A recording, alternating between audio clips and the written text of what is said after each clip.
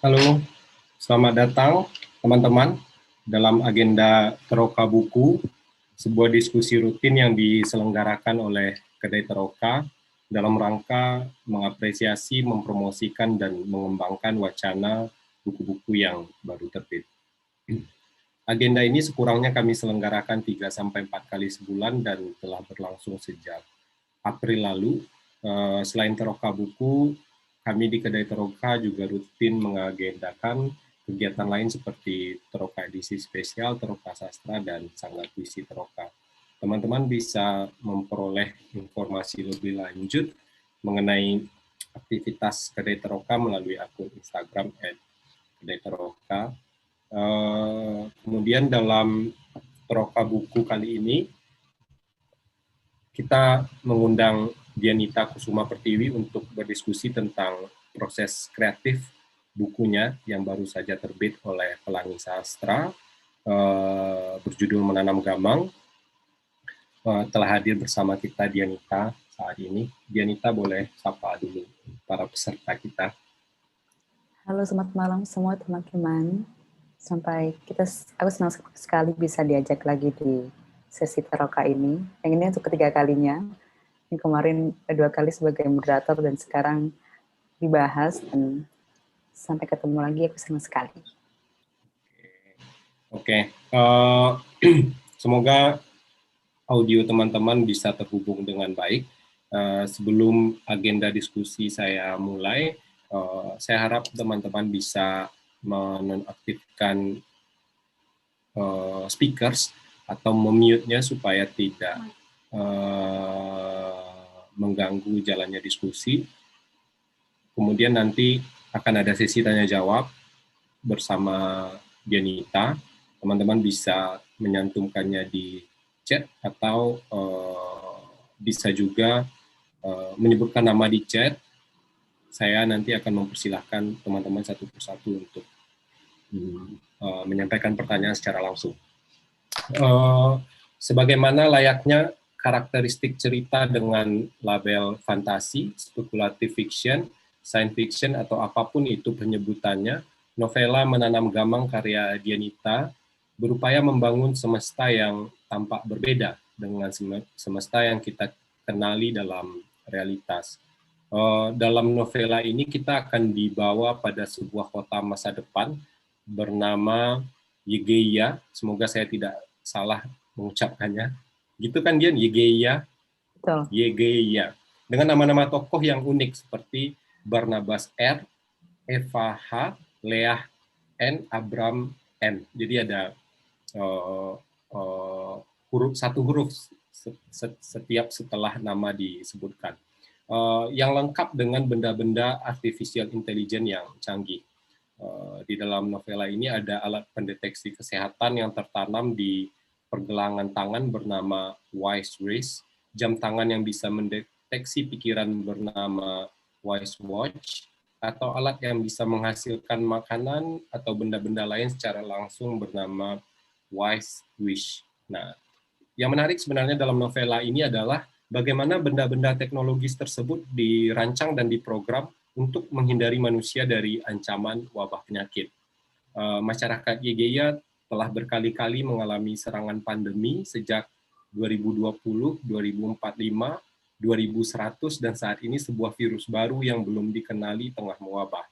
Oleh karena itu, alat-alat tersebut sebenarnya bukan sekadar teknologi untuk mempermudah hidup masyarakat Yegeia, namun pada gilirannya mengatur, mengekang, dan bahkan sangat menentukan aktivitas setiap orang di kota tersebut. Ya, seperti yang juga disampaikan melalui akun media sosial yang mempromosikan novela ini, ia memang ditulis oleh Dian pada masa pandemi ini, sehingga nuansa tersebut hadir dalam novela ini. Namun meskipun di satu sisi novela ini bercerita tentang semesta yang berbeda, di sisi lain ia masih menyisakan jejak realitas pada kita untuk tetap bisa mengenalinya setidaknya secara analogis. Yang paling kentara adalah bagaimana di masa depan itu teknologi yang canggih sekalipun persoalan-persoalan purba yang kita hadapi saat ini atau bahkan dari dulu seperti ketimpangan sosial, kemudian keinginan atau hasrat kita untuk mencari hidup yang lebih baik dengan menggunakan berbagai macam cara, itu masih kita temui sebagai konflik dasar cerita.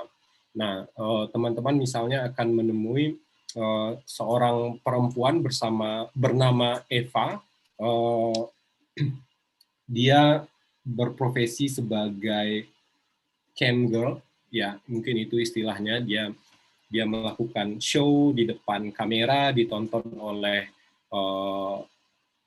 user-user yang tentu saja ingin memuaskan hasratnya melihat si pertunjukan ini. Nah, dia melakukan berbagai macam cara agar ratingnya lah ya, kira-kira ratingnya meningkat dan dia menjadi setidaknya model yang terkenal, kira-kira begitu.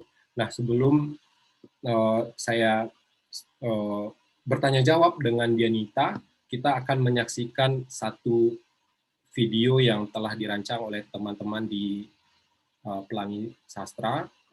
Silahkan.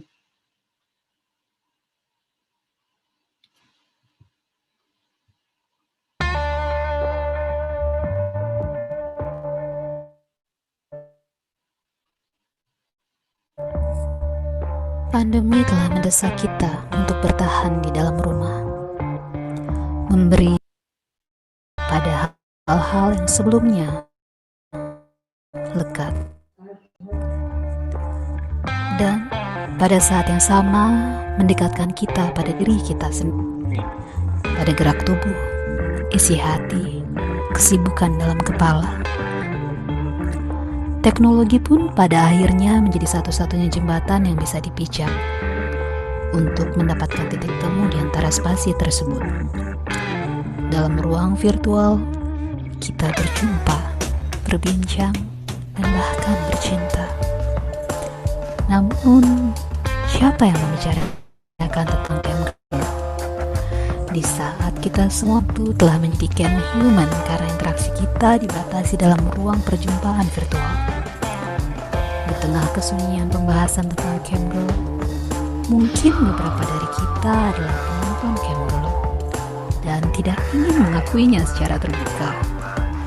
Kita mencari kepuasan di depan layar komputer atau telepon pintar dengan melihat para perempuan itu tersenyum, tertawa, dan bahkan sampai menuruti keinginan para penontonnya.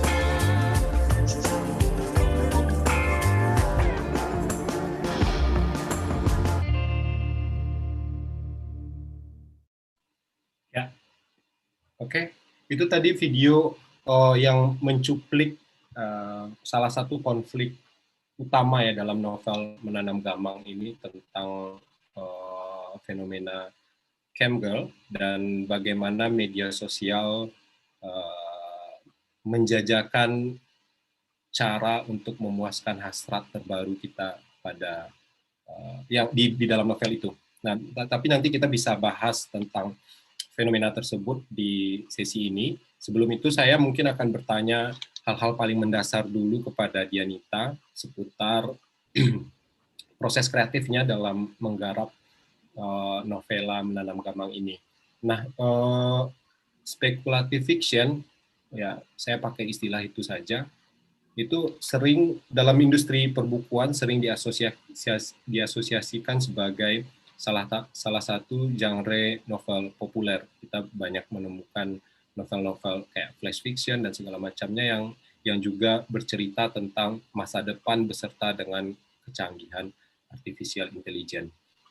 Meskipun saya yakin banyak penulis kita yang tidak terlalu mempedulikan apakah ini genre populer, apakah ini genre sastra serius dan seterusnya, tapi saya tetap ingin mendengar bagaimana pandangan Dian, kenapa Dian memilih genre ini dan kemudian bagaimana Dian melihat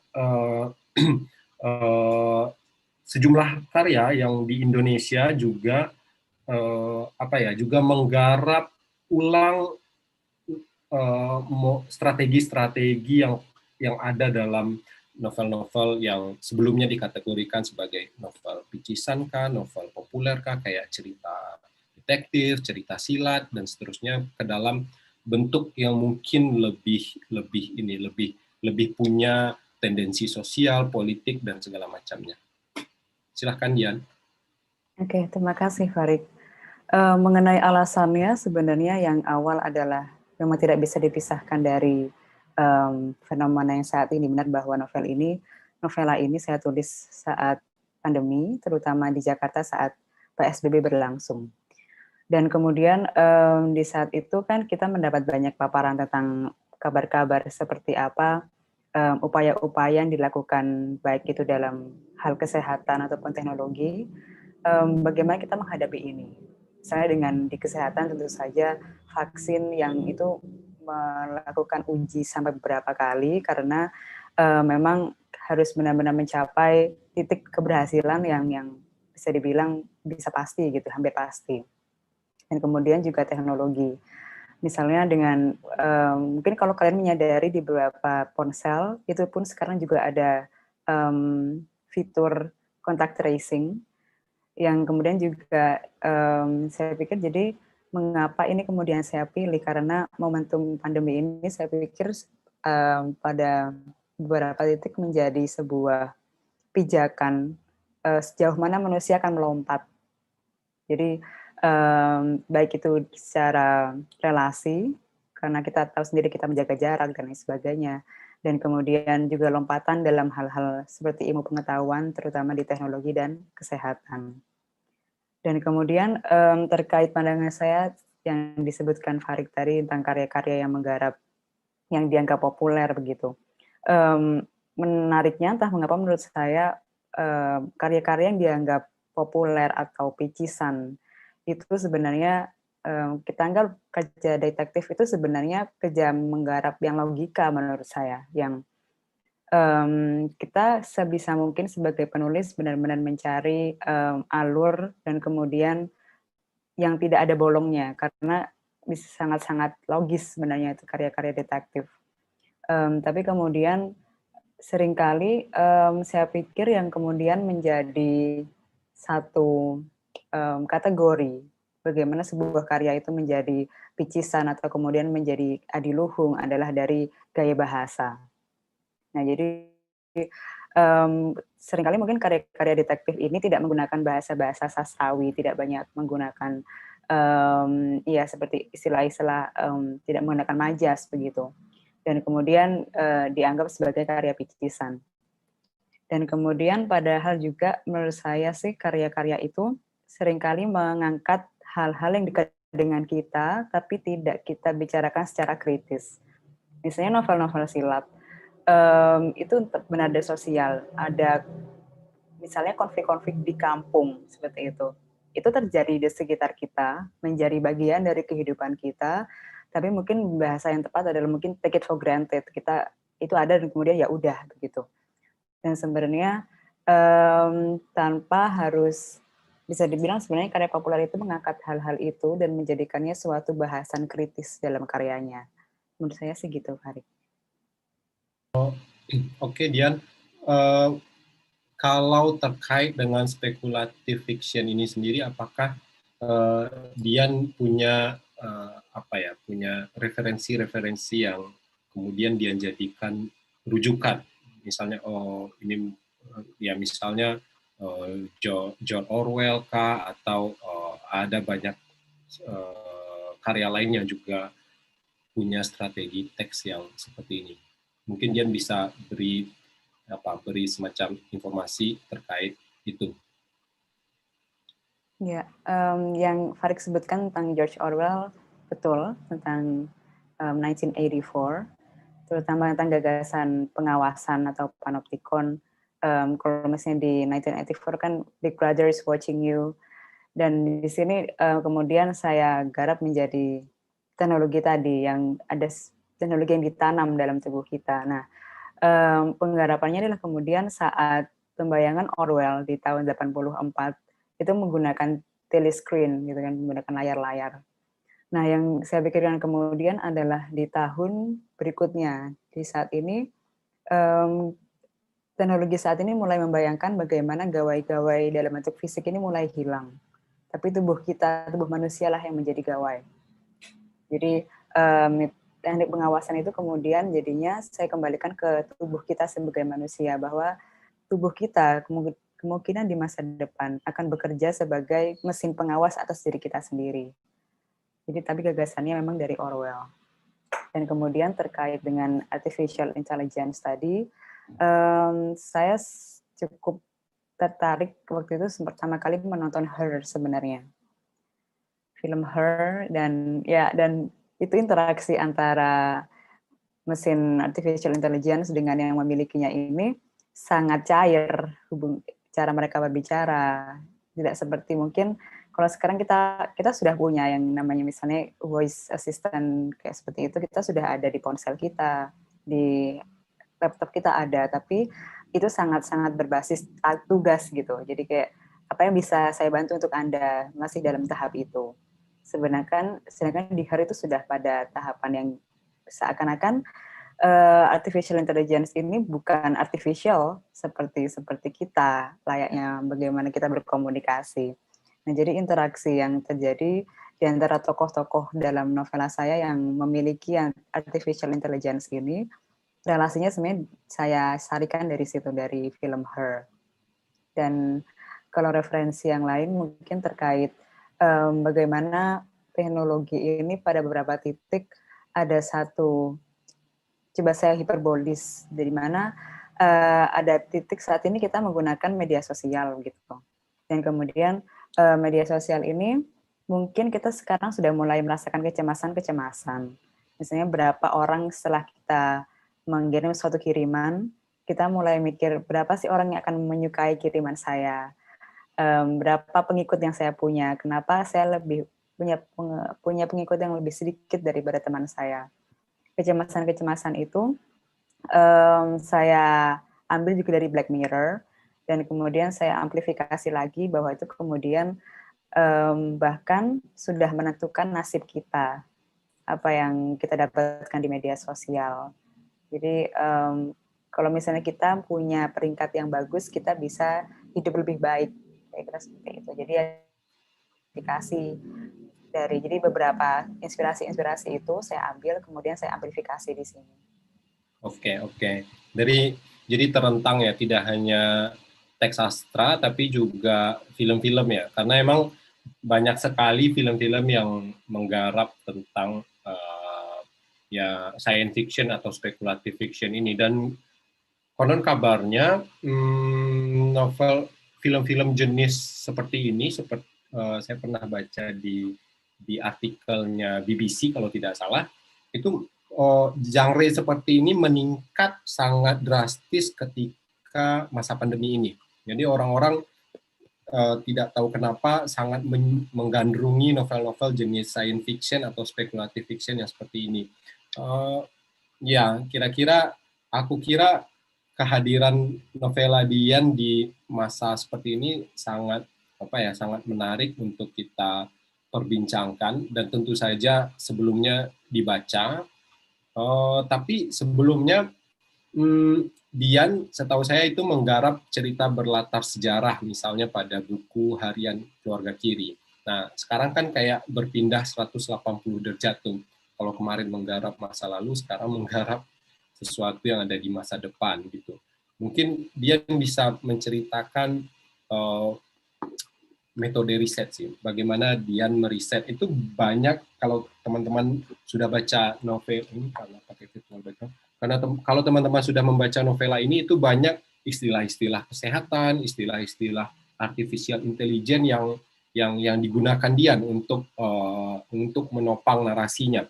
Nah, mungkin Dian bisa ceritakan soal metode riset yang Dian lakukan terkait novela ini. Oke. Nah, kalau mungkin perbandingan dengan yang novel sebelumnya, perbedaannya betul bahwa terutama begini, di konteks buku harian keluarga kiri ini sesuatu yang saya dapatkan sangat dekat dengan saya. Jadi itu terjadi di keluarga saya, kemudian saya mendapatkan narasinya dari kecil sampai sekarang. Dan kemudian secara istilahnya arsip begitu, itu bisa saya dapatkan dengan mudah, dalam artian ada foto, ada kartu pos lama, dan kemudian ada cerita-cerita, ada ingatan. Dan kemudian ke sesuatu yang belum menjadi realitas saat ini gitu.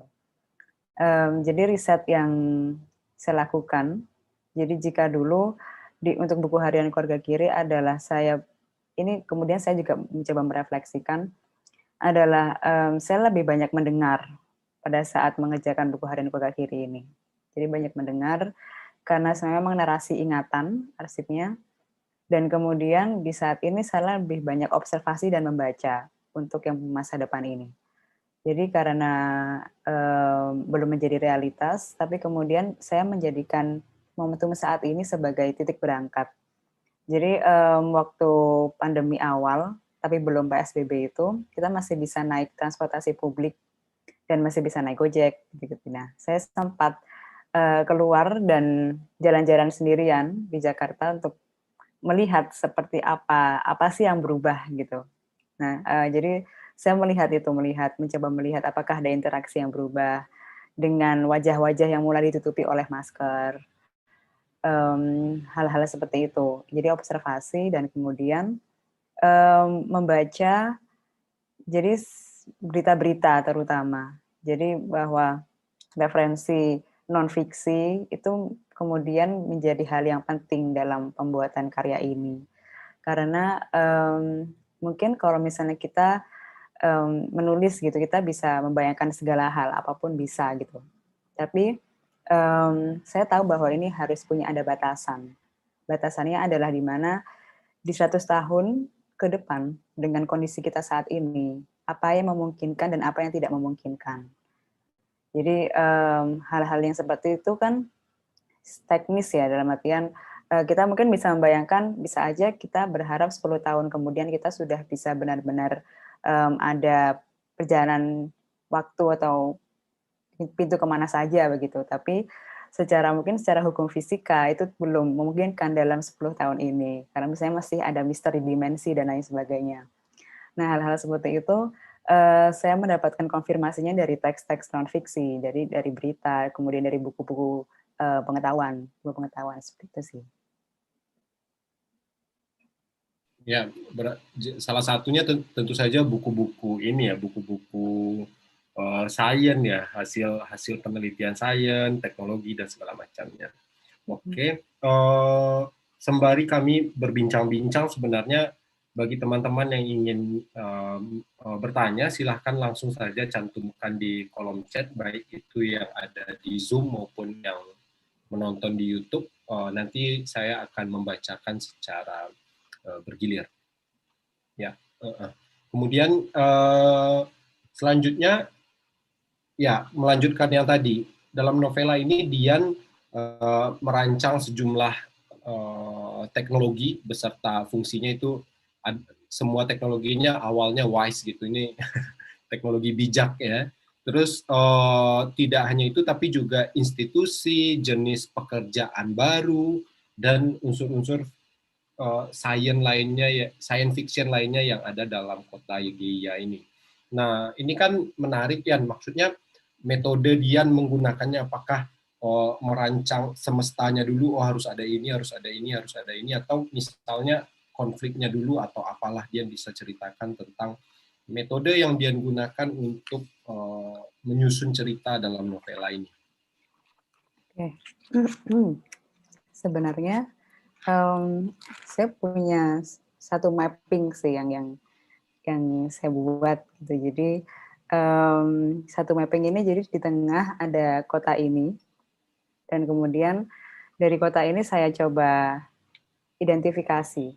Jadi apakah Yegia ini? Seperti apakah semestanya Yegia ini?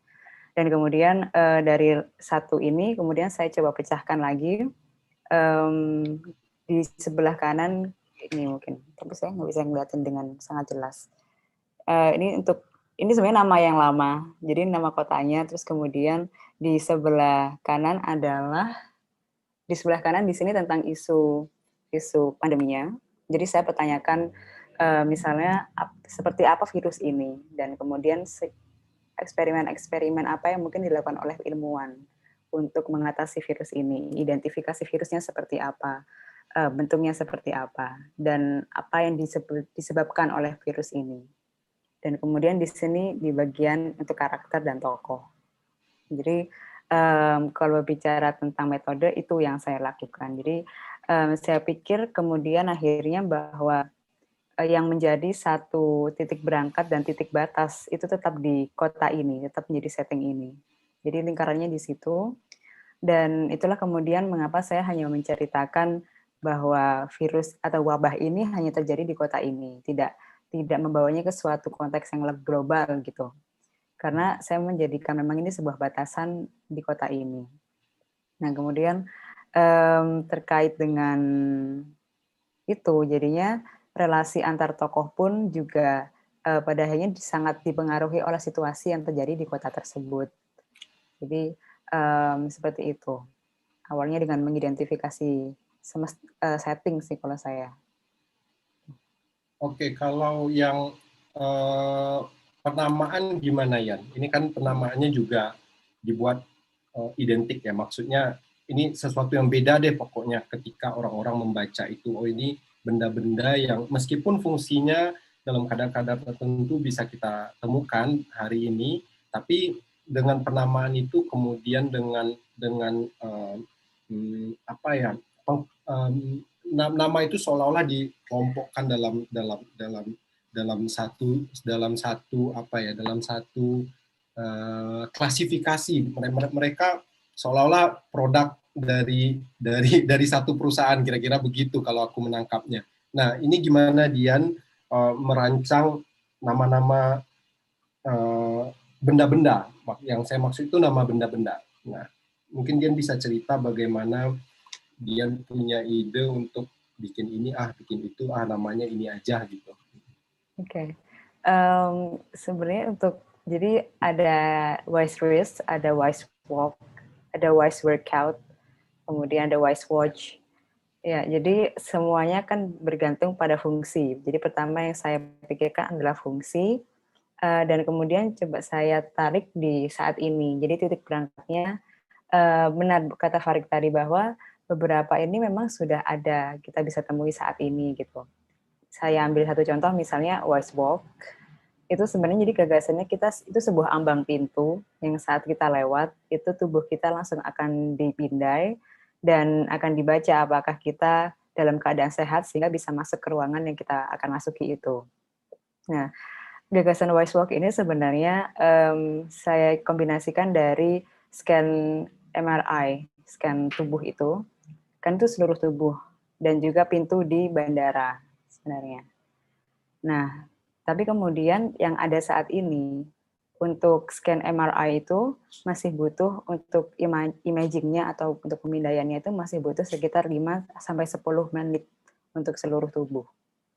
Nah, sementara itu di novela saya gambarkan itu sudah hanya dalam hitungan detik, karena di 100 tahun kemudian. Jadi ada satu kemampuan yang kemudian meningkat dari apa yang sekarang kita punya, dan kemudian itu berkembang lagi di 100 tahun kemudian. Jadi ada efisiensinya bertambah, dan kemudian kebutuhan waktu yang dibutuhkan itu akan menurun. Gitu. Oke, mungkin karena apa ya, aku nggak tahu kenapa kemudian Dian memilih menerbitkannya sebagai novela yang ringkas, tapi misalnya aku tidak terlalu bisa sih sebenarnya, cuma mungkin porsinya tidak terlalu banyak. Misalnya kan kalau di glosarium ternyata ketika kita baca yang menjadi inti dari alat-alat ini adalah si wise wrist ini ya, dia yang kemudian menentukan metode kerja benda-benda lain, kira-kira begitu nggak? Nah, untuk wise sebenarnya untuk wise wrist itu tetap otaknya ada di intelligence, artificial intelligence. Nah, fungsi dari wise wrist adalah kemudian membaca sinyal otak kita. Jadi apapun, nah, jadi dalam sinyal otak kita, terus kemudian suhu tubuh dan temperatur, dan juga kemudian tingkat gula darah, hal seperti itu dibaca langsung karena dia tertanam dalam tubuh kita. Kalau misalnya sekarang kita masih butuh termometer, masih butuh kemudian cek darah juga masih butuh alat. Nah ini kemudian sudah ada dalam tubuh kita langsung, kita tidak perlu ada gawai fisik lagi, dan dia langsung membacanya dari tubuh kita. Nah, kemudian sistem yang saya bayangkan adalah misalnya ada adegan di mana Eva ini bangun tidur gitu kan. Nah, si Eva ini bangun tidur dan kemudian dia akan mengirim, saat kita bangun tidur ada hormon-hormon yang meningkat yang sebelumnya saat posisi tidur itu beristirahat. Nah, itu kemudian dibaca oleh AI dia, artificial intelligence dia, dan kemudian AI ini akan mengirimkan kembali sinyalnya untuk memunculkan perintah di voice trace ini untuk bergetar agar dia bangun. Jadi sistemnya dari tubuh kita, sinyal otak kita dibaca oleh voice trace dan kemudian dikirim ke AI, dan AI akan mengirimkan kembali sinyal perintah ke voice trace kita. Oke. Sebenarnya kalau teman-teman belum baca, saya akan beri sedikit kisi-kisi. Bagaimana ketepatan teknologi itu sebenarnya tidak hanya hadir dalam penyebutan ini ya, tidak hanya hadir dari elemen-elemen artificial intelligence yang dihadirkan Dian, tapi sebenarnya cara narator dalam novel ini mendekati kita itu juga sangat rapi. Hampir tidak ada dialog yang menggunakan kalimat rumpang, bahkan aku merasa Dian sangat mengatur itu ya, mengatur bagaimana struktur kalimat juga membawa pembaca seolah-olah berada pada dunia yang serba teratur gitu. Bahkan aku nggak tahu apakah ini kemudian jatuhnya jadi eufemisme atau tidak. Misalnya Dian menggunakan batang kelamin. Oh, kenapa Dian tidak pakai penis ya gitu? Atau menggunakan senggama. Kenapa tidak pakai perkosa ya gitu? Ya gitu. Bahkan soal keteraturan itu juga hadir dalam cara narator sampai pada kita dengan kalimat yang rapi, kalimat sempurna, tertata, bahkan sampai ke tingkat dialog. Gimana menurut Dian soal penggunaan gaya bahasa di sini? Ya, benar bahwa ada kesengajaan, betul. Dan saya pikir begini, karena gagasan ini kan juga sebagai satu alat teknologi yang paling dominan sebenarnya dan paling memengaruhi tokoh utamanya. Jadi gagasannya ada di pengawasan. Jadi pengawasan ini bagaimana semuanya akan teratur sesuai dengan apa yang diharapkan, dan kemudian itu pada akhirnya karena kita padanya dipaksa, kita punya conscious will atau keinginan manusia, kebebasan manusia untuk berlaku sesuatu, kemudian ternyata ada batas-batasnya atas teknologi yang diciptakan manusia juga. Dan itu kemudian pada akhirnya mengatur diri kita, cara kita makan, cara kita bangun tidur, semuanya benar-benar teratur, dan kemudian juga pada akhirnya mengatur interaksi kita bagaimana dengan orang lain. Interaksi kita sangat-sangat diatur dan diawasi. Ya, oke. Aku kira ini adalah poin paling menarik ya, setidaknya dari pembacaan aku terhadap novel Dian, bahwa kalau di misalnya George Orwell 1984 itu yang menjadi pengatur adalah partai gitu kan, Big Brother, agar semua berjalan dengan tertib dan rapi. Kali ini yang mengatur manusia itu justru adalah ketakutan terhadap virus itu ya, ketakutan terhadap wabah. Mereka justru menciptakan teknologi-teknologi yang kemudian mengatur mereka harus minum jus sekian milimeter, kadar gulanya nggak boleh lebih, bangun harus tepat waktu, tidur harus tepat waktu, dan segala macamnya. Saya kira ini adalah paradoks yang hadir dalam novel ini ya, bagaimana sebenarnya hubungan kita dengan teknologi itu di, di, di, di, di, mungkin bukan didefinisikan ulang, tapi mungkin ditampilkan oleh novela ini sisi-sisi lain ya, sisi-sisi lain dari hubungan kita dengan teknologi gitu. Aku kebayang sih misalnya teman-teman yang juga bekerja di wilayah media sosial, bagaimana mereka harus tepat waktu mengupload, tepat waktu mengomentar dan segala macamnya, itu menjadi intinya teknologi justru menjadi menjadi fasis baru. Ya, betul. Oke. Ya.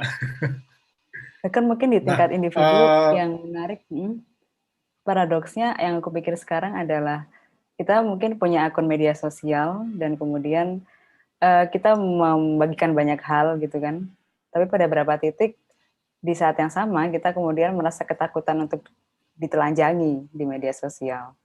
Jadi paradoks-paradoks itu kan sebenarnya juga kita hadapi, kita munculkan sekarang begitu. Jadi aku membayangkan itu sesuatu yang akan lebih parah sih gitu di masa depan. Ya. Itu poin yang menarik menurutku dalam novela ini. Kita bisa merefleksikan bagaimana paradoks antara hubungan manusia dengan teknologi itu terus berjalan gitu kan. Tadi disampaikan Dian soal kita pengen curhat tapi nggak mau yang curhat-curhat banget gitu, tetap takut dengan identitas atau hal-hal yang paling purba dalam diri kita untuk diketahui orang lain gitu. Kita bikin hashtag life is free tapi sangat ketat dalam menjaga media sosial yang gitu-gitu kan kita alami hari ini gitu. Maksudnya siapapun, bahkan saya atau teman-teman yang ada di sini pun juga saya kira mengalami itu gitu. Kita seolah-olah sangat bebas di media sosial, tapi sebenarnya juga sangat terkungkung, juga sangat terstruktur dan segala macamnya. Saya kira novela ini mampu merefleksikan itu. Itu poin penting yang menurut saya kenapa novela ini sangat patut kita baca. Nah, terkait ini ada satu cerita di dalam novela ini, dan mungkin ini menjadi salah satu cerita utamanya, yaitu tentang cam girl. Jadi ada si tokohnya Eva, dia adalah model yang tampil di depan kamera, kemudian ditonton sebanyak mungkin orang-orang menyawer ya. Kalau istilah lampaunya kan joget terus disawer gitu. Kalau ini suruh apalah gitu, dikasih mata uang kayak Bitcoin ya, apa ya namanya? Ya, kalau di novelanya pakai glot istilahnya yang dibuat oleh dia. Nah,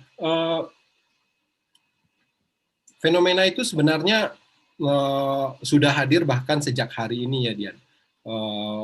Orang-orang menjajak ya di media sosial, di website, kita menemukan fenomena yang seperti itu gitu. Orang perempuan atau laki-laki siapapun itu, dia menjual tubuhnya di hadapan kamera, orang-orang menontonnya dan orang-orang membayar untuk itu.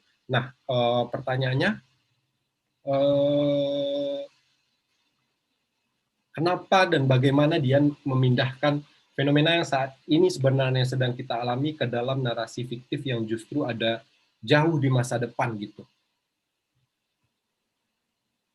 Ya, menurut aku kenapanya adalah misalnya saya coba itu garap dari begini juga, dari misalnya tentang penciptaan robot-robot saat ini, penciptaan AI saat ini juga sering muncul artikel-artikel atau tulisan yang istilahnya menyaratkan ketakutan sebenarnya, sejauh mana robot dan AI kemudian menggantikan tugas manusia.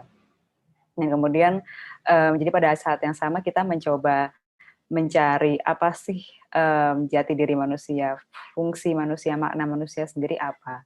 Saat kita sudah bisa menciptakan alat-alat yang kemungkinan bisa menyamai kita atau mungkin bahkan melampaui kita secara efektivitas. Nah, jadi kita tetap mencari ada ego-ego di mana manusia akan tetap menjadi suatu pengatur dari bumi ini. Walaupun toh kita menciptakan robot, kita tidak akan sebisa mungkin jangan sampai itu mengalahkan manusia. Nah, jadi tentang itulah kemudian bahwa masih ada hasrat-hasrat purba yang kemudian sebenarnya saya pikir tidak bisa sama sekali hilang dari diri kita. Misalnya itu hasrat ingin naik peringkat, hasrat ingin memiliki seseorang yang seperti yang laki-laki itu ingin harapkan terhadap Eva.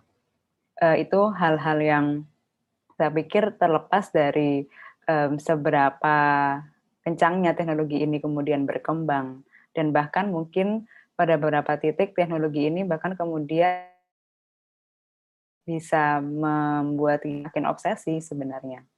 Jadi misalnya kita semakin dikejar-kejar seperti itu tadi, kita punya media sosial, kalau ternyata media sosial ini ternyata menentukan tentang hajat hidup kita akan semakin obsesi.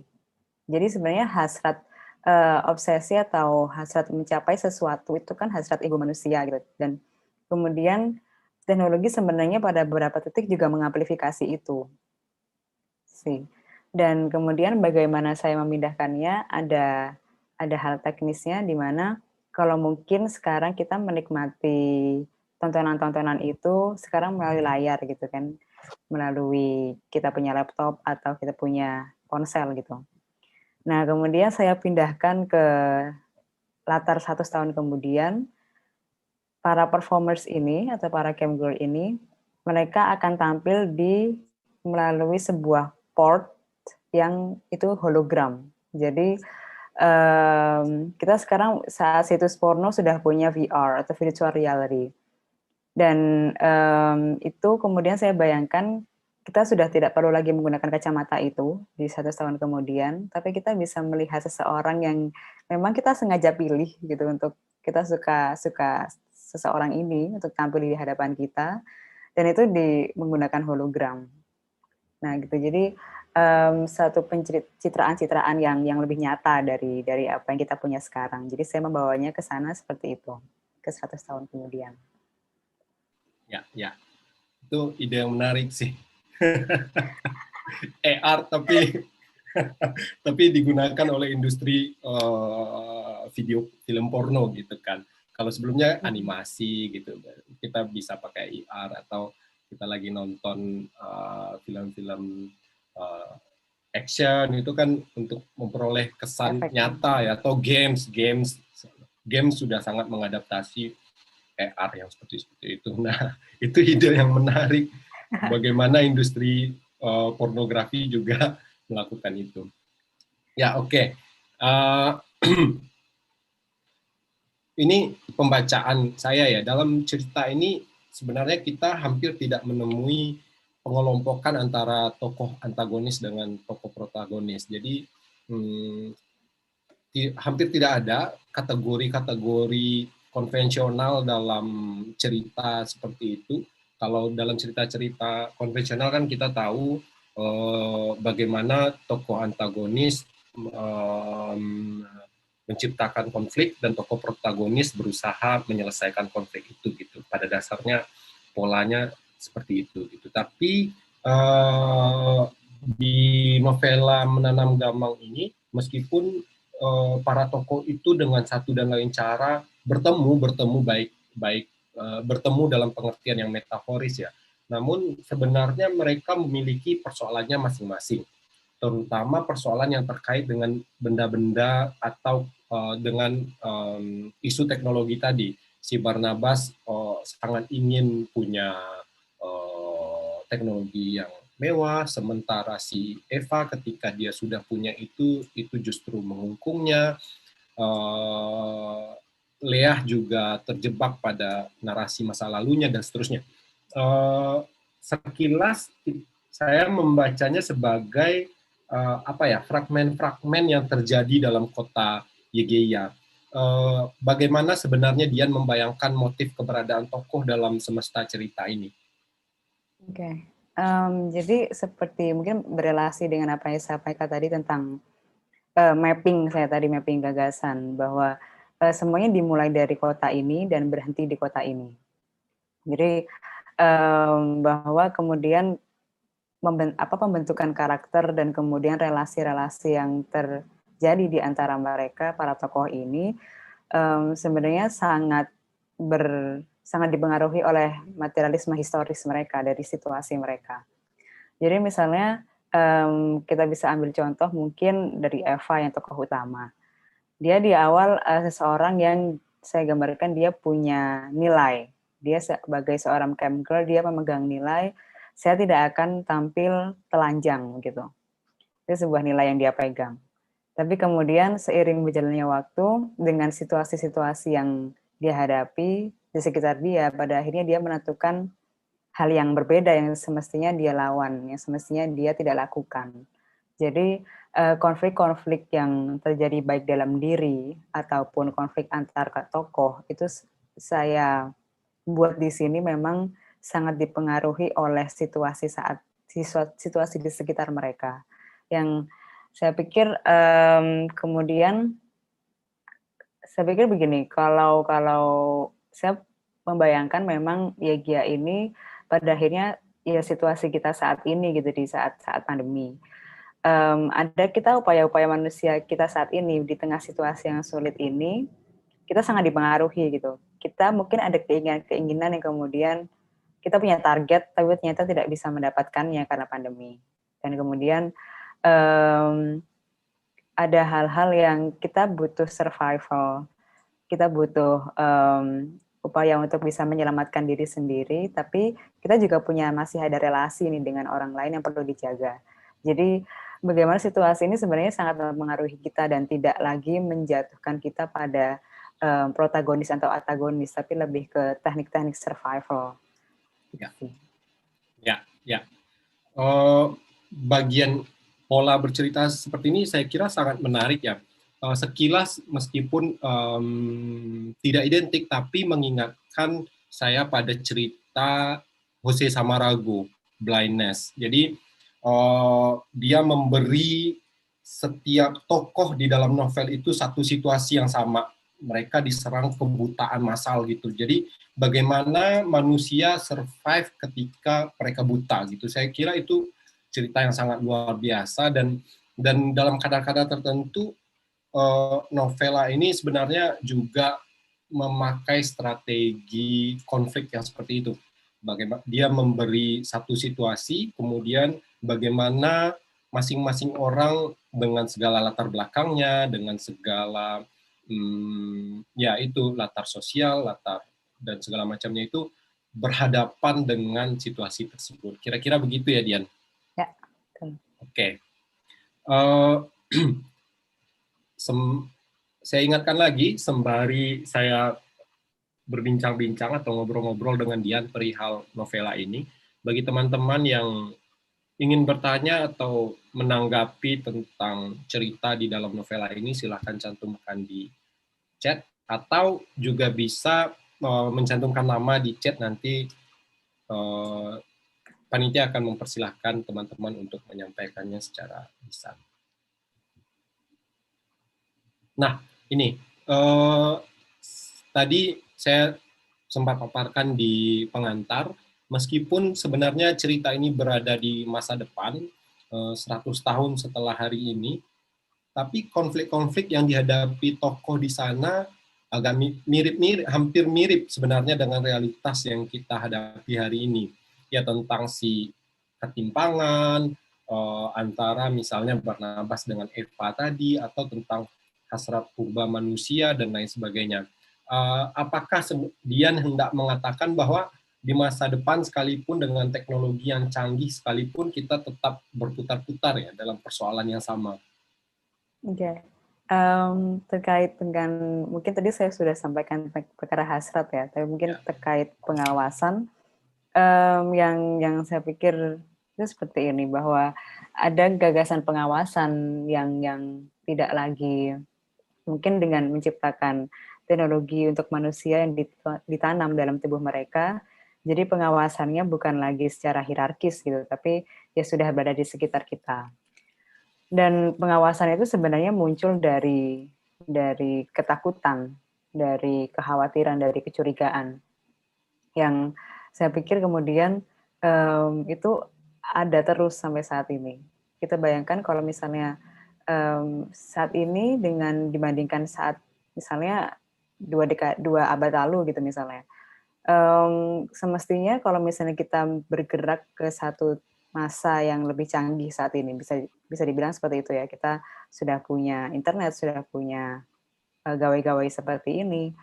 Pada kenyataannya kita masih terus dihantui dengan bentuk-bentuk ketakutan yang menyebabkan ada pengawasan-pengawasan dalam bentuk-bentuk yang lain, yang mungkin sudah tidak lagi sifatnya vertikal, tapi juga sekarang lebih tersebar. Jadi tentang pengawasan itu saya ambil dari bahwa kita punya ketakutan ini sebagai manusia itu sesuatu yang seakan tidak bisa kita hindari gitu. Bahkan dari sejarah peradaban manusia juga itu akan ada terus. Jadi itulah yang menyebabkan bentuk-bentuk pengawasan sampai hari ini masih ada dan bahkan berkembang dalam bentuk-bentuk yang lain.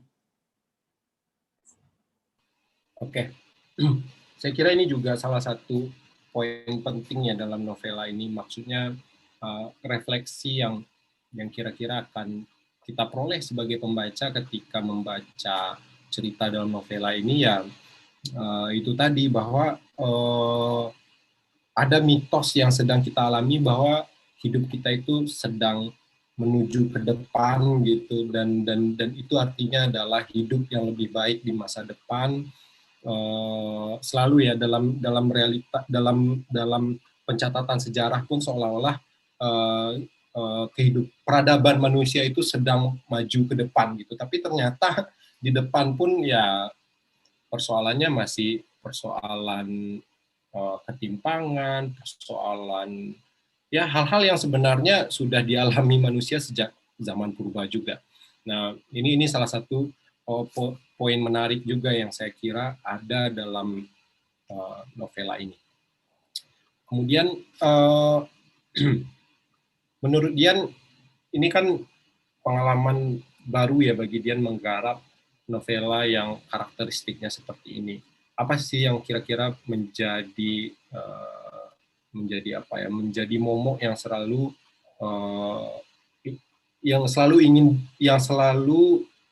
Dian edit, ingin Dian tuntaskan poinnya gitu, poin inti dari penggarapannya ya, maksudnya yang harus tepat itu adalah sesuaiannya dengan ilmu pengetahuan kah, atau pengadaptasian konflik kah, bagaimana itu, Dian? Ya, kalau berbicara tentang momok, betul di teknis-teknis itu sih. Jadi membayangkan apakah misalnya benar-benar di 100 tahun kemudian ini akan memungkinkan hal seperti ini. Itu yang menjadi ketakutan utama ya bagi saya saat menuliskan ini, karena seperti saya bilang tadi, kita mungkin bisa membayangkan apa saja gitu yang kemudian semuanya bekerja dengan baik dan sempurna, padahal di balik itu ada penghitungan-penghitungan matematis yang tidak mudah gitu kan. Jadi kemudian juga ada perkara sumber daya dan lain sebagainya yang mungkin pada sekian tahun ini belum bisa dicapai. Dan sekali lagi karena teknologi dan kesehatan juga bukan sesuatu yang sangat dekat dengan aku juga, jadi konfirmasi dan kemudian pencarian yang benar-benar saya berusaha menghindari ada fallacy gitu. Itu ketakutan di saya di situ. Tantangannya di situ.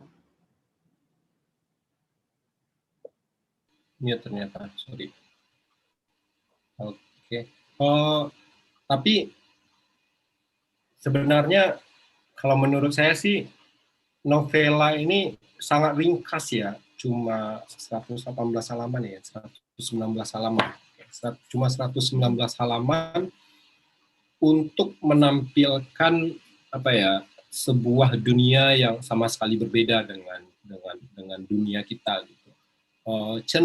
Ini kecenderungan yang saya temukan misalnya di buku-buku sejenis, apakah itu buku fantasi, buku science fiction, speculative fiction, apapun lah itu, mereka cenderung menghasilkan cerita-cerita yang tebal karena mesti memperkenalkan banyak aspek pada pembaca bahwa ini dunia baru, ya sesederhana Harry Potter itu untuk menjelaskan ada dunia yang lain sama sekali dengan dunia yang sedang kita alami ini, dia butuh 7 sequel gitu. Nah, apa sih, kenapa dia membuat seringkas ini gitu? Ya.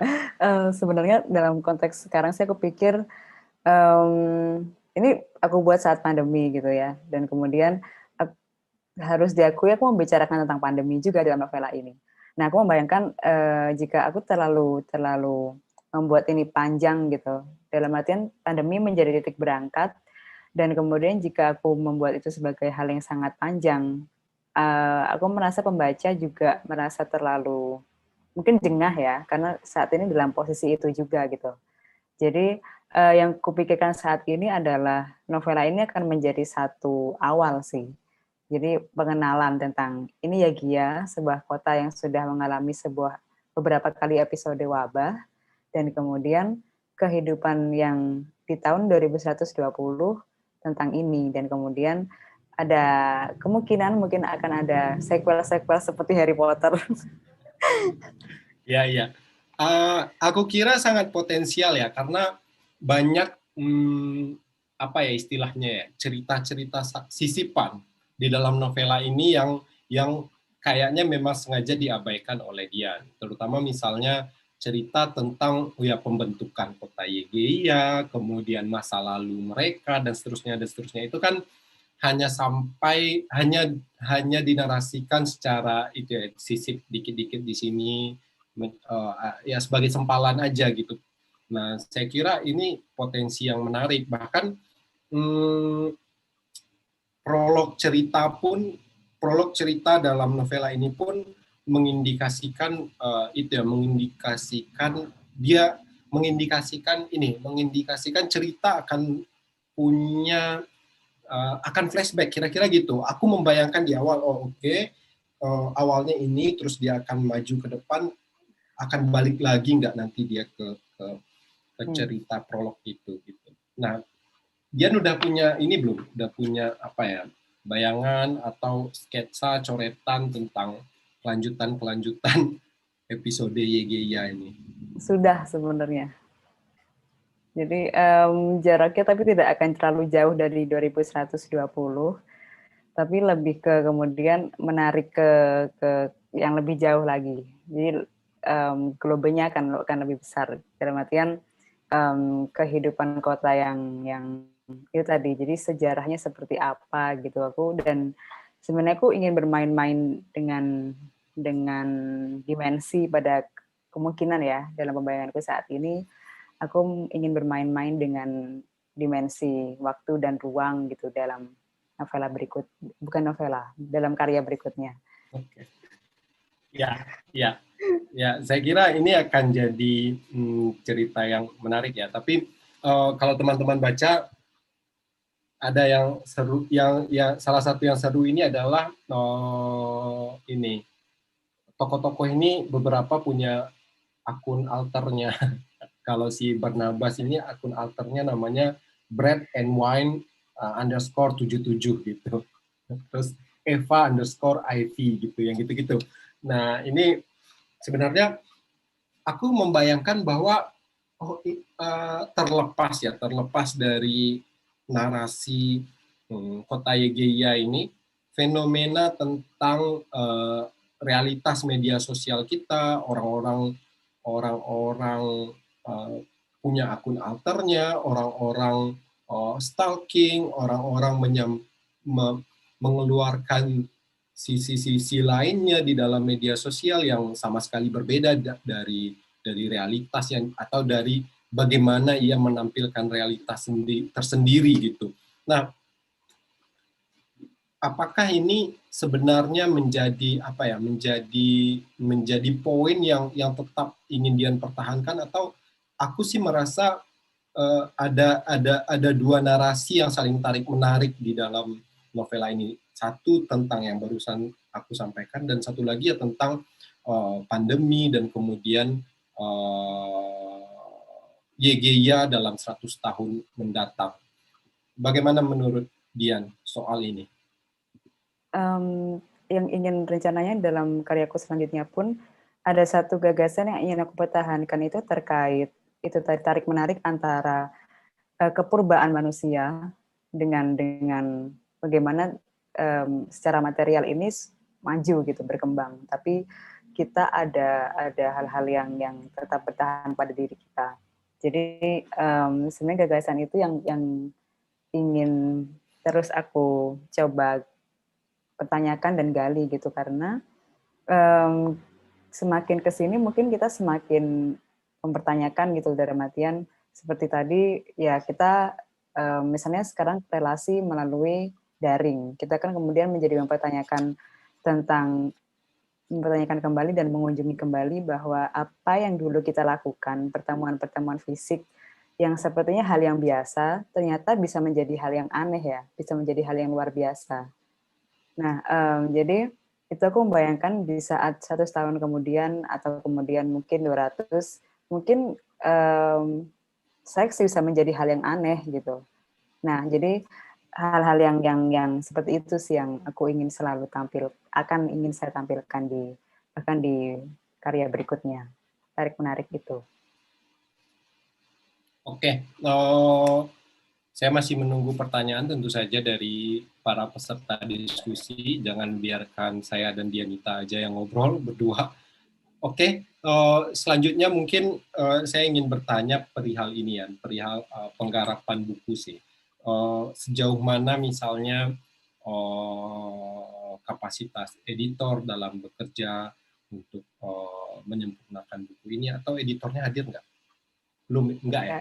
Kayaknya karena ada diskusi satu lagi barengan. Oke. Ya, mungkin Dian bisa bantu jawab soal itu.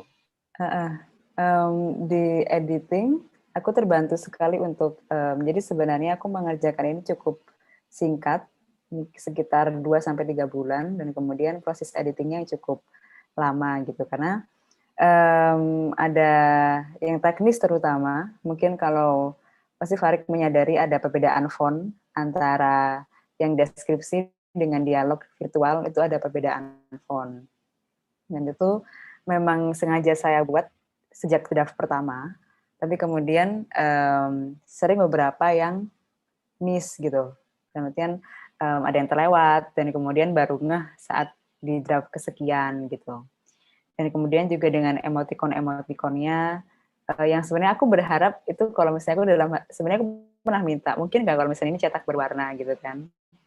Tapi ternyata tidak memungkinkan. Jadi ya oke, jadi emoticonnya tidak berwarna, hitam putih, jadi dia gampang juga si emoticonnya. Nah, jadi peran editor di sini aku merasa terbantu untuk itu, secara aku punya konsep bahwa ada perbedaan antara relasi manusia yang langsung dengan relasi yang terjadi dalam ruang virtual. Aku punya gagasan itu, dan itu kemudian dibantu sekali oleh editor. Dan juga terkait tadi struktur bahasa yang memang sengaja dibuat sangat rapi, kayak gitu-gitu. Jadi pembacaan yang berkali-kali sebenarnya dengan editor.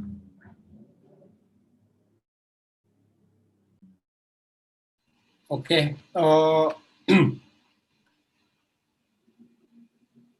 misalnya di dalam bahkan di dalam percakapan media sosial ya, yang dibuat dengan font yang berbeda oleh Dian ini, tapi kenapa bahkan sampai ke percakapan media sosial itu Dian menampilkan bahasa yang tetap rapi dan apa ya, dan sopan kadang-kadang ya, maksudnya padahal dalam realitas media sosial hari ini, kalau kita nonton bola misalnya, di sebelah ada live chatnya, itu sangat brutal ya, brutal benar-benar dalam pengertiannya yang paling apa ya, yang paling harfiah gitu. Orang-orang mengejek, mengetawakan, dan berargumen benar-benar brutal gitu. Tapi di sini justru kita tidak menemukan itu gitu. Apa kira-kira hal yang mendasari Dian lah untuk membuat bahkan sampai ke percakapan di media sosial pun orang-orang tetap tetap berbicara dengan rapi. Ya. Yang kupikirkan adalah bahwa pengaturan yang diupayakan oleh Badan Kesehatan gitu ataupun di situasi yang seperti itu, kita punya hasrat tapi kemudian ada ekspresi-ekspresi yang dibatasi, dan aku membayangkan juga interaksi media sosial kita itu karena menentukan hajat kita, jadi akhirnya kita ada batasan-batasan yang tidak ingin kita terjang gitu. Kalau misalnya kita pakai mungkin sekarang karena belum terlalu menentukan hidup kita ya, jadi kita bisa agak bebas gitu. Mungkin ancamannya paling ya kalau misalnya kita curhat kerjaan walaupun nggak mention namanya, ntar ketahuan siapa gitu, mungkin di situ aja. Tapi kan di novel ini aku membayangkan misalnya kita punya popularitas sekian dan kemudian itu kan menentukan di mana kita tinggal, seperti apa fasilitas kesehatan yang bisa kita nikmati gitu. Nah, jadi langkah-langkah yang dipilih manusia itu kemudian jadinya malah itu kita mempertanyakan kembali kebebasan kita sampai mana sih sebenarnya. Baik kebebasan ekspresi, kebebasan komunikasi itu sejauh mana di saat teknologi ini berkembang gitu. Oke. Saya kira make sense ya ketika misalnya bahkan saat si Eva ini berpikir aneh-aneh, terus si Saul ini mengingatkan gitu, kamu tidak boleh berpikir seperti itu, gitu kan.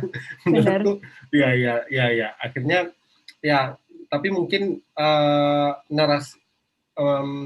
hubungan-hubungan itu sangat samar ya tampak dalam novela ini. Maksudnya ketika kita baca kemudian ada semacam penjelasan seperti itu oleh Dian, saya juga jadi merasa oh ya oke, masuk akal gitu. Ketika media sosial apapun lah itu jenisnya itu menjadi standar, benar-benar menjadi standar baru, bahkan yang menentukan dia akan tinggal di mana, di rumah seperti apa, dia akan memperoleh fasilitas kesehatan seperti apa ya melalui ratingnya tadi ya Dian ya di media sosial. Oke.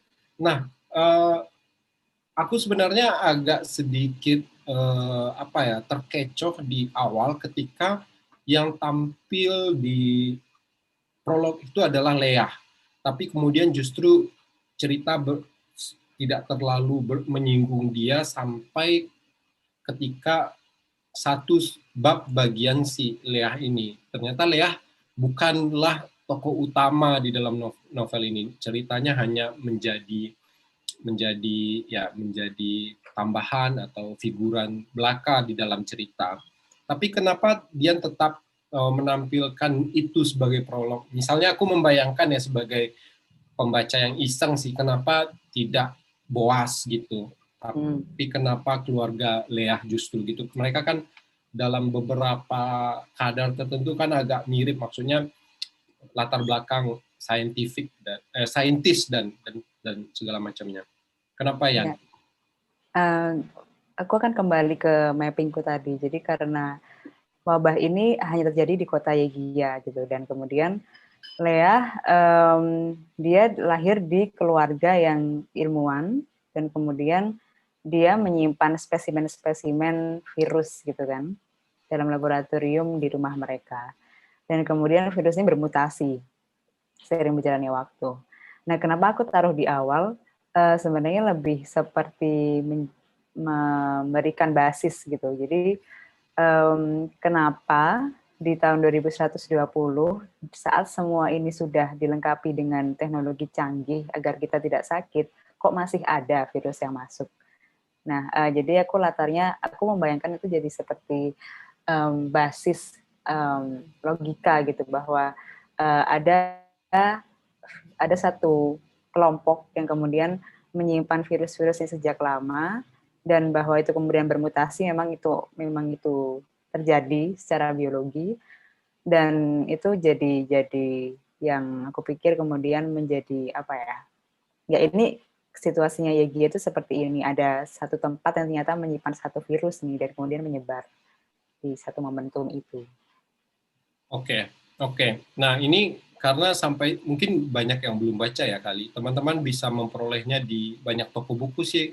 Ya Dian, aku melihat kalau teman-teman ada di Padang tentu saja harus lewat kedai Teroka. Tapi kalau misalnya di Malang, di Jogja, buku ini tersedia di banyak toko buku. Nah, karena tidak ada teman-teman yang bertanya, aku akan mulai menjadi pembaca yang banyak maunya, pembaca yang nyinyir gitu. Nah, ini ada hal sebenarnya selipan-selipan humor kecil sih yang ditampilkan Dian di dalam ini, tapi cukup tertata. Dian tetap menghadirkan narasi-narasi religius ya. Dia pakai nama Barnabas, Eve, Abram, kemudian Abram itu nama-nama yang ada di Alkitab gitu. Ya. Terus adegan paling terkenalnya si Eva ini kan adegan Bunda Maria dan Mia, adegan apa yang si Mia? Mia adegannya dia adalah sebagai anak yang kemudian habis pengakuan dosa, terus kemudian dia menggoda pendetanya. Oke, terus di akhir si ini jadi paus gitu. Nah, itu menurutku lucu ya, tapi kenapa gitu? Apa pertimbangan dia untuk menghadirkan narasi-narasi yang ada nyerempet ke soal Alkitab dan agama? Jadi sebenarnya itu berhubungan dengan kepurbaan manusia itu tadi sebenarnya. Jadi terutama Barnabas gitu, dia seorang yang menyimpan patung-patung Bunda Maria banyak yang dia terobsesi. Seperti mungkin ada kompleksitas psikologis gitu yang dalam diri dia, bahkan dia melihat ibunya yang sudah meninggal aja seperti citraan Bunda Maria yang menyelamatkan dia gitu. Jadi aku membayangkan juga misalnya ya saat ini gitu, terlepas kita sudah punya bisa dibilang kebebasan di internet dan lain sebagainya, ternyata juga populisme agama ternyata juga semakin naik juga. Dan aku membayangkan kemungkinan itu masih akan terjadi juga gitu, karena keinginan manusia, karena kita masih terus mencari gitu di tengah kecanggihan teknologi. Sebenarnya esensi manusia gimana? Kita bisa hadir di sini kenapa gitu? Karena yang sepengetahuan tentang agama juga aku pikir itu adalah upaya manusia mencari tahu bagaimana kita bisa hadir di dunia ini, bagaimana semesta ini dimulai gitu sebenarnya itu. Nah, jadi dan seringkali narasi agama ditabrakkan dengan sains gitu kan, yang pandangan umumnya. Nah, aku ingin mencampurkannya di novela ini dengan cara yang seperti itu, bahwa ada identitas atau pemikir-pemikiran tentang agama yang melekat dalam diri manusia, terus kemudian dia bahkan tidak bisa melepaskannya di saat secara material dunianya sudah berubah sebenarnya, arahnya sudah tidak lagi memuja itu sebenarnya. Oke. Aku kira ini apa ya? Tapi mereka kebanyakan hubungan itu kebanyakan tampak atau hadir secara simbolik ya. Maksudnya narasi itu perbenturan antara sains dan agama itu tidak terlalu menjadi fokus, tapi dia hanya sebagai ya keisengan aja ya kira-kira ya. Dia hadir secara simbolik gitu.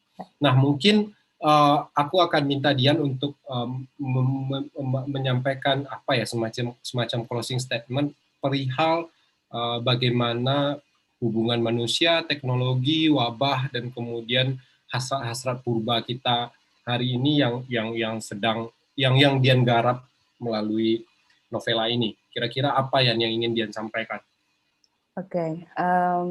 Kalau jadi secara mungkin substansi dari novela Menanam Gamang ini adalah tentang bagaimana manusia terlepas dari kita sudah mungkin secara sains kita sudah berupaya untuk mematahkan anggapan bahwa manusia sebagai penguasa dari semesta yang itu muncul di era-era pencerahan gitu, melihat manusia tidak lagi dikuasai oleh nasib atau takdir yang ditentukan oleh Tuhan. Tapi pada kenyataannya di saat yang sama, sebenarnya penciptaan kita atas teknologi, atas bagaimana kita mencari kebebasan sebagai manusia, gitu, pada akhirnya menjebak diri kita sendiri juga. Jadi yang kegamangan yang saya jadikan judul di sini dan menjadi amplifikasi itu adalah kegamangan kita antara manusia, pencarian tentang diri dia sendiri, dan free will, kebebasan dia, yang kita mungkin pikir bisa temukan seiring berjalannya waktu dengan perkembangannya teknologi, yang ternyata itu juga menjebak kita pada saat yang sama. Gitu sih. Oke, karena mungkin para audiens terlalu serius menyimak obrolan kita, jadi lupa bertanya, tapi nggak apa-apa, saya kira, dan ternyata kita itu udah ngobrol hampir 1,5 jam ya, berapa ini? Hampir 2 jam malah. Oke, saya kira untuk sesi malam ini saya cukupkan. Teman-teman bisa memperoleh novela Menanam Gamang di Kedai Teroka, terutama untuk yang ada di Sumatera lah ya, kira-kira bisa mengakses buku-buku di Kedai Teroka. Selanjutnya untuk program-program Kedai Teroka, teman-teman bisa mengikuti kami di @Kedai Teroka, terutama melalui Instagram, kami cukup aktif di Instagram. Nah ini titipan, oke, Jabodetabek bisa colek @asekarjati, siap. Nah ini, oke. Ya, kalau ke Asekarjati, aku kira teman-teman bisa memperoleh tanda tangan Dian langsung ya. Ya, oke. Terima kasih Dian sudah bergabung bersama kita di dalam agenda Teroka Buku. Semoga novela ini dibaca oleh sebanyak mungkin orang, dan semoga seperti yang tadi sequelnya berlanjut. Dan terima kasih juga untuk semua audiens yang sudah hadir baik di Zoom maupun YouTube telah mendengar ocehan kami berdua. Silahkan pesan buku ini, dan teman-teman saya kira tidak akan rugi ketika membaca ini. Sudah berkali-kali saya sarankan bahwa ada banyak poin menarik dalam buku ini. Bonus diskon juga, Wise Wish, kata Kak Sekar. Oke, sekian, terima kasih dan sampai jumpa. Yan, terima kasih Yan. Terima kasih Farid, terima Yo. kasih.